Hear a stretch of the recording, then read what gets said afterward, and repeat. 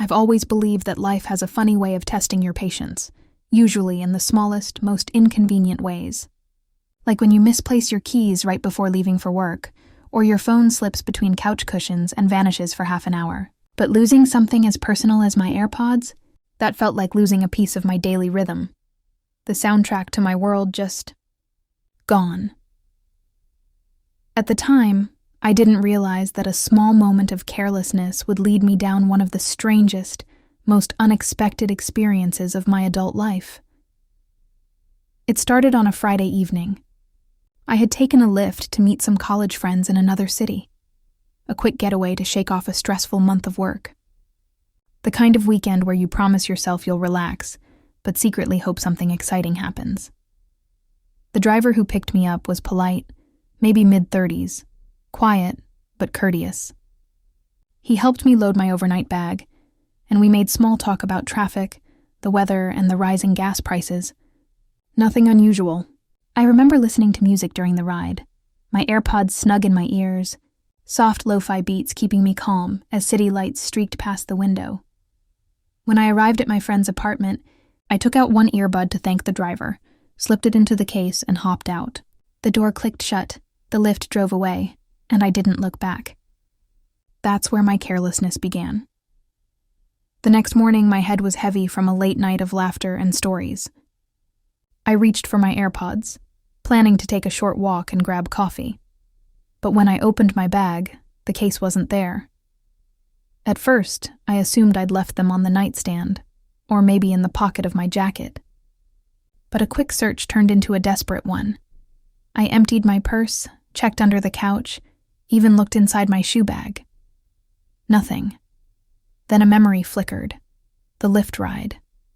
The moment I took one earbud out, closed the case, and shoved it into my lap, right before stepping out. My stomach sank. I opened the Lyft app, heart thudding, and filed a lost item report. I wrote something polite. "Hi, I think I left my AirPods in your car last night. Please let me know if you found them." I waited. A few hours later, I got a response. "Sorry, didn't see anything in the car." Short, cold, final. I stared at the message for a while. He didn't even say he'd check again. I told myself to let it go. I mean, it was my fault, right? Mistakes happen. People lose things in ride shares all the time. But that night, I couldn't stop thinking about it. My AirPods had been like a small companion through long commutes and quiet nights. Losing them stung. Not just because of the price, but because it felt unfair. Still, life moved on. I went home Sunday evening, unpacked my bag, and tried to forget. Until Tuesday morning. I was making breakfast when I noticed something strange. My iPhone buzzed with a familiar chime, a Find My notification. Your AirPods were last seen nearby. I froze. That couldn't be right. They were supposed to be gone. I opened the app, zoomed in on the map, and sure enough, there was the tiny green dot pulsing on the screen. The AirPods were alive, connected, charged, and in use. My first reaction was disbelief. Maybe someone else had found them. Or maybe they'd been dropped off at a lost and found. But then I zoomed out, and my confusion turned into curiosity. The dot was moving, not in a random way. It was tracing streets, stopping near businesses, looping through neighborhoods. The pattern looked familiar. It was the route of someone driving. I clicked the info tab and Find My. My heart dropped as I read the name of the connected iPhone. It was the same name as my Lyft driver. That's when I felt the shift. The confusion burned away, replaced by a cold, focused clarity. He had them. He'd lied. I remember sitting there in my kitchen, staring at that moving dot for a full minute, just processing. My first instinct was anger, but then something steadier took over. Curiosity mixed with justice. I wanted to understand. Why lie over something so small? Over the next few days, I kept checking the app. Each time, the AirPods were in motion. Early mornings, late evenings, sometimes parked near what looked like restaurants or shopping centers. It matched the pattern of someone working full-time as a rideshare driver. At one point, the signal paused outside what looked like a grocery store parking lot. I thought about driving there myself, but I stopped. I didn't want confrontation. I just wanted my property back, maybe even an apology. Still, the idea stayed in my mind. By the end of that week, I was quietly obsessed.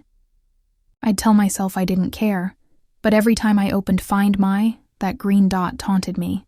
It was like a little reminder that someone, somewhere, was using what belonged to me, without shame. 2 weeks passed. My friends teased me about my AirPod detective saga. I laughed it off. But I was keeping track, noting the places where the signal stopped, the hours it moved, and the pattern of locations. It wasn't about the AirPods anymore. It was about honesty, about how easily people can decide to take what isn't theirs. Then one Saturday morning, while sipping coffee, I noticed the signal again. This time stationary for over an hour at a location labeled Chuck E. Cheese.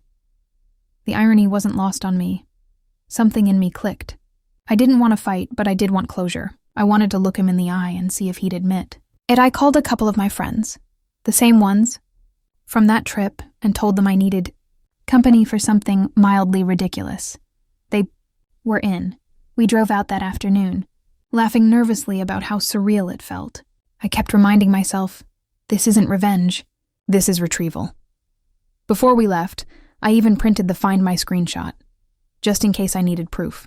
I wasn't planning on causing trouble, just talking. The car ride was quiet once we got close. My heart raced, but my hands were steady. I had no idea what I'd say, or how he'd react. But part of me hoped it would just be an awkward misunderstanding. We pulled into the parking lot, the place buzzing with families, balloons, and kids' laughter. The air smelled like pizza and birthday cake. And there, in the corner of the lot, sat a car that looked painfully familiar. I recognized him immediately, sitting in the driver's seat, scrolling on his phone. He looked up for a moment, his eyes meeting mine through the windshield, though he probably didn't recognize me right away. I turned to my friends. "That's him," one of them whispered. "You sure?" I nodded. I could feel my pulse in my neck, but I kept my composure. I wasn't angry anymore, I'm just ready. Before walking over, I found a nearby security guard. I explained calmly, "Hey, I think I left something in a Lyft a few weeks ago, and I tracked it here. Could you help me talk to the driver? I just want to ask politely." He looked skeptical, but when I showed him the Find My screen, his expression changed. "All right," he said, "let's go see." The walk across the parking lot felt longer than it should have. My heart was steady, but my thoughts raced. What if he denies it again? What if this goes wrong? When we reached the car, the security guard motioned for him to step out. The driver rolled down his window slowly, his eyes flicking between us. "Are you Name?" I asked gently. He blinked, then nodded. "Yeah, why?"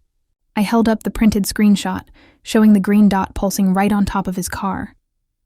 "Because these are my AirPods. You said you didn't find them." His face went pale. For a second, no one spoke. Then he sighed, a small, defeated sound, and reached into the glove compartment. When he pulled out the AirPods, my heart sank and lifted at the same time. He didn't argue. He didn't explain. He just handed them over. I thanked him quietly. No shouting, no scene. Just a quiet moment where truth hung heavy in the air. As I walked back to my friends, I felt something unexpected, relief mixed with a strange compassion. People make bad choices. Maybe he needed the money. Maybe he convinced himself it wasn't a big deal. Whatever the reason, I had my AirPods back. But more importantly, I had closure, earned through patience, not anger. That night, I sat on my bed, listening to music again. The same lo-fi playlist from that Lyft ride. The sound was clear, soft, and grounding, and for the first time in weeks I smiled. Not because I'd won, but because I'd handled something messy with grace. That night, after I got my AirPods back, I thought sleep would come easily. I expected relief to wash over me completely, to just sink into bed and finally feel free of the tension that had built up over the past few weeks. But instead, I just lay there, staring at the ceiling. The sound of music playing softly in my ears was both comforting and haunting. I kept replaying the moment he handed them back to me, the way his eyes dropped, the slight tremor in his hands. and the quiet surrender in his voice. There wasn't anger in that moment. Not anymore, just a strange mutual understanding. Two people realizing how something small could turn into something heavy. I had gotten what I came for, but something inside me didn't feel like celebrating. It's strange how closure can feel both peaceful and heavy at the same time. The next morning, I met my best friend for coffee. I told her everything, from the first realization to the awkward parking lot encounter. She listened with wide eyes, alternating between disbelief and amusement. When I finished, she leaned back and said, "You handled that better than I would have." "I'd have called the cops or at least yelled." I smiled faintly. I wanted to, at first, but it wouldn't have helped. I just wanted the truth. And my AirPods. She nodded, then tilted her head. "You ever think maybe he was struggling? Like maybe he didn't mean to keep them?" That question sat with me longer than I expected. I hadn't really thought about why he did it. I was so focused on getting them back that I hadn't considered the human side of it. A few days later, I noticed a new habit forming. Every time I used the AirPods, I'd think of that day. Not out of paranoia, but as a quiet reminder. It was funny how something so small could carry so much story. I started noticing other little things too. How often people bend the truth in small ways. How easy it is to justify something to ourselves when it's convenient. One evening, I was scrolling through my messages when I saw the old Lyft chat again. His short, cold response. "Didn't see anything in the car." It used to make me angry, but now I read it differently. I could almost imagine him sitting in his car, staring at my message, knowing he had them but not sure what to do. I wondered if guilt had eaten at him since then. Maybe it had. Maybe that's why he didn't argue when I showed up that day. Maybe part of him was relieved to finally give them back. That week, something changed in how I viewed people, and myself. I realized how easily emotions can cloud judgment, how anger and pride can take over when you feel wronged. I had every reason to be furious, but if I had let that drive me, the story would have ended very differently. Instead, by staying calm, by keeping the focus on understanding and not revenge, I had actually walked away with something more valuable than AirPods. I had proven to myself that I could be both firm and kind. That realization made me feel stronger. A few days later, I opened the Find My app again. The AirPods still showed as connected, safely under my name. For some reason, I smiled at that. Not just because they were mine again, but because of what they represented now. I decided to go for a walk that evening, the same way I'd planned to on that morning when I first realized they were missing. The weather was cool, the streets quiet. I slipped the AirPods in and played a playlist called Peaceful Loops. Each song blended into the next. Calm, steady, familiar. Halfway through my walk, I found myself reflecting on something I'd read once. Forgiveness isn't about excusing someone's behavior. It's about freeing yourself from it. And that line hit differently now. I hadn't really forgiven him out loud, but in a way, I had. I'd let go of the anger before it could settle in.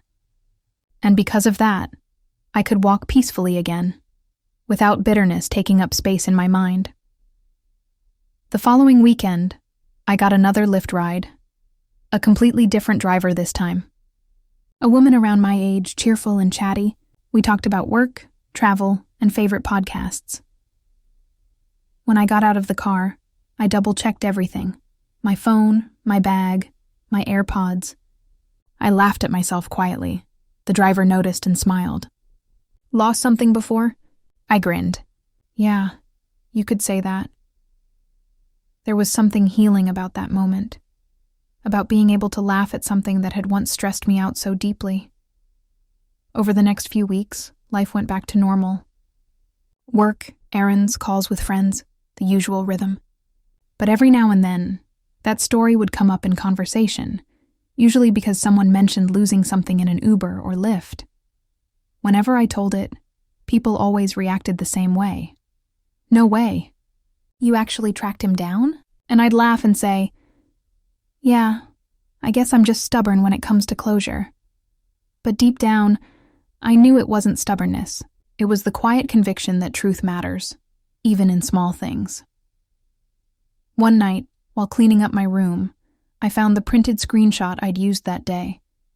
The Find My map showing the little green dot. It was slightly crumpled, the ink fading at the edges. I almost threw it away, but then I stopped. That paper wasn't just proof of something stolen. It was proof of patience.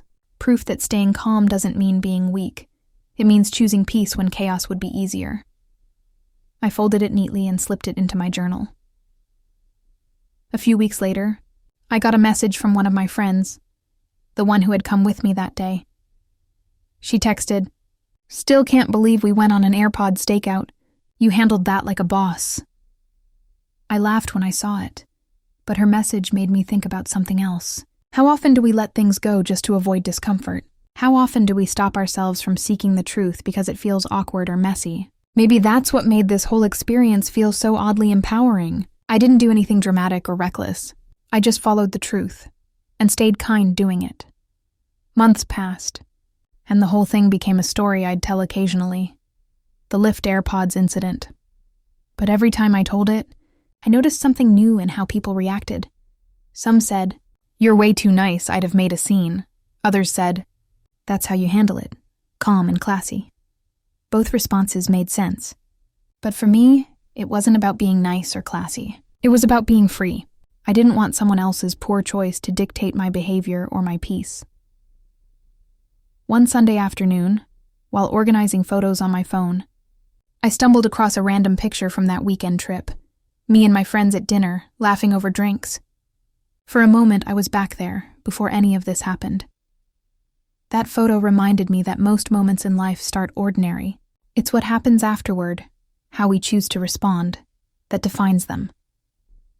I looked at the AirPods sitting on my nightstand, the little white case reflecting the sunlight through my window. I couldn't help but chuckle. Who would have thought something so small would teach me so much about patience, people, and perspective? That evening, I decided to journal everything that had happened, not for social media, not for a story to tell others, but for myself. Writing it out helped me realize something deeper.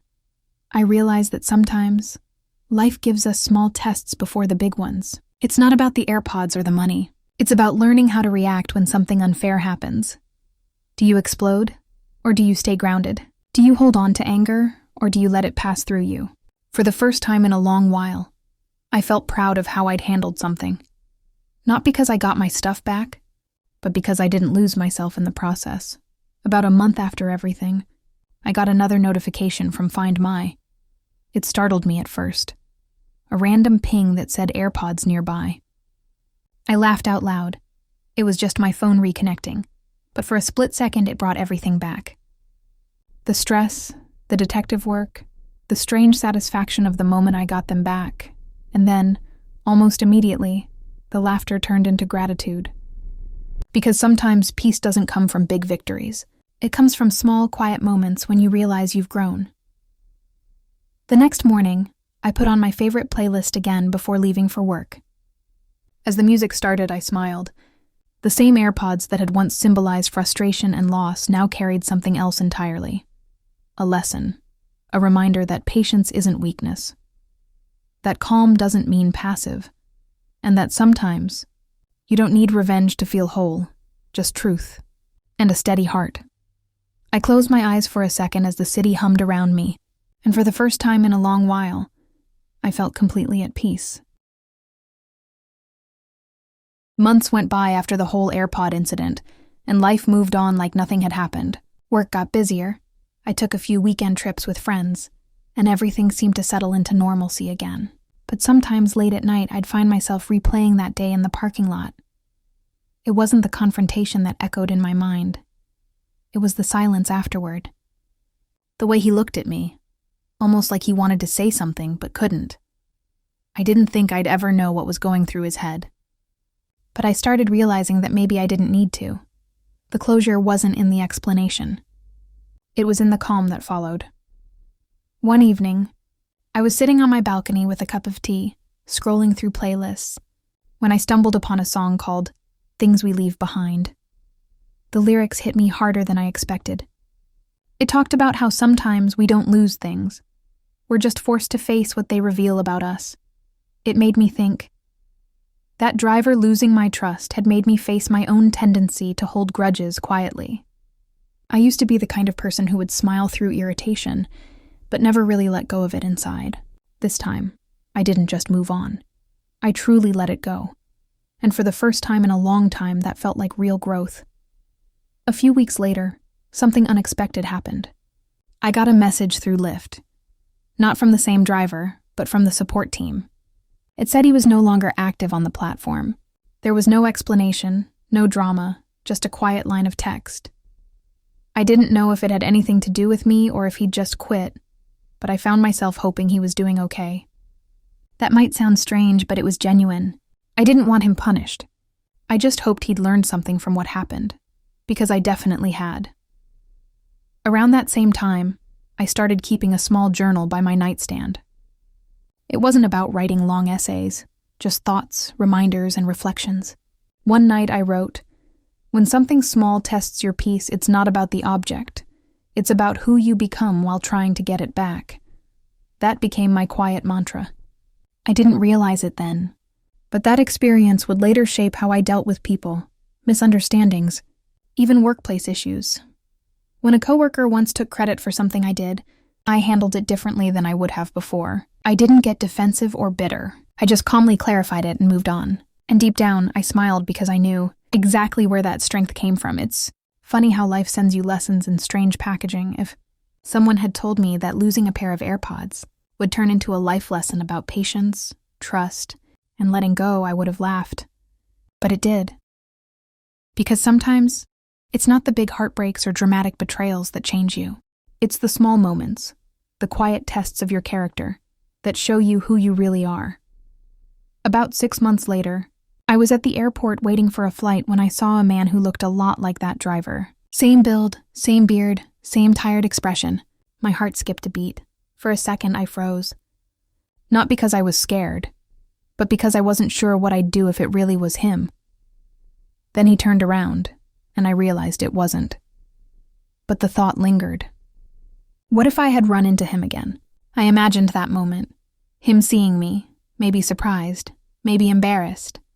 What would I say? And honestly, I think I would have just smiled.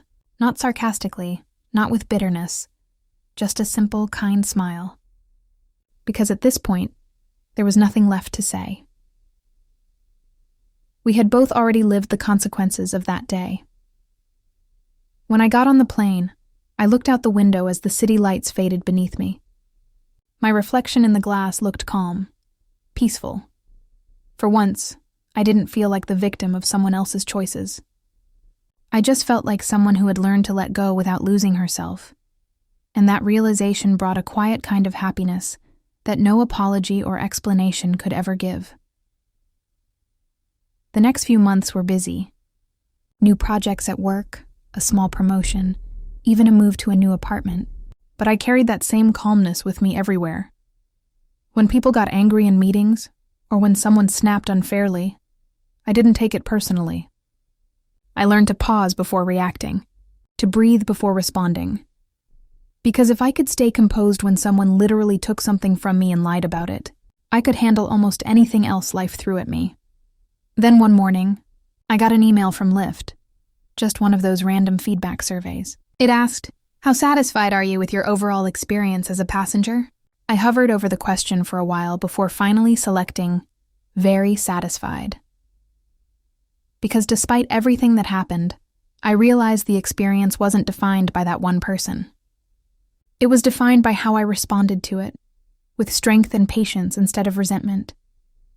That tiny checkbox felt like closing the final page of a chapter. One night, I was journaling again, reflecting on how fast the year had gone by. The world outside my window was quiet, city lights blinking faintly against the darkness.